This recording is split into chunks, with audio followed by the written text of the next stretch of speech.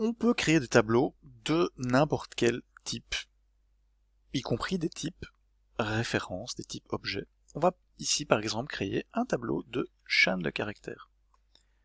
Supposons par exemple que notre problème soit de convertir des mois en chaîne de caractères, des numéros de mois en chaîne de caractères. Hein. Alors ici, bon, j'ai déjà préparé le terrain. On va déclarer un tableau de mois et ici on va utiliser une initialisation des valeurs. On a le droit de faire ça, c'est-à-dire que ce qu'on va faire, on va ouvrir une accolade et on va mettre une liste de valeurs. Ça marche, que ce soit des entiers, des doubles, des strings, n'importe quoi. Donc ici, ce qu'on va faire, c'est qu'on va créer un tableau qui contient pour chacun des mois son nom. Pour chaque case, en fait, on aura le nom du mois en toutes lettres. De nouveau, si on exécute au débugger, on peut aller voir qu'est-ce que il y a réellement dans ce tableau. Alors nous voyons ici, bon, que nous avons un tableau de 12 éléments, de 0 à 11. C'est logique, vu qu'on a 12 mois. Chacune des cases, on voit, elle ne contient pas une chaîne de caractères, elle contient une référence vers la chaîne de caractères. Alors ici, évidemment, bon, ils ont un petit peu raccourci, mis 3 petits points. Mais donc, on voit ici que chaque case de ce tableau contient une référence vers une chaîne de caractères. Maintenant, on va pouvoir utiliser ceci pour convertir un nombre en mois. Donc, par exemple, si on demande à l'utilisateur de rentrer un numéro de mois, on peut très bien afficher le numéro, enfin le nom du mois correspondant en faisant le nom du mois.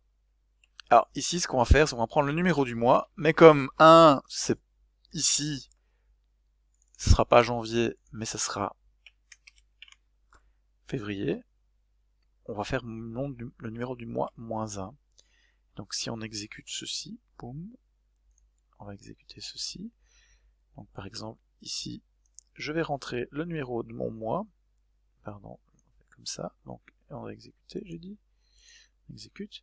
Si je rentre par exemple 3, ça devrait être mars, on voit effectivement qu'il nous affiche bien le mois de mars.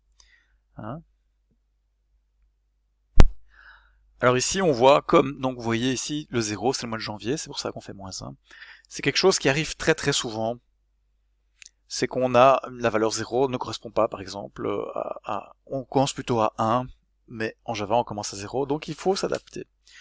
Alors deux façons de faire, soit vous traînez des moins 1 partout, soit on peut éventuellement mettre un mois bidon, ici, au début.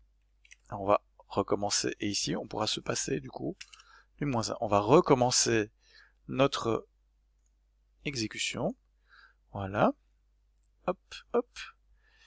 Et on va regarder à quoi ressemble notre tableau maintenant. Donc clic droit, View Values.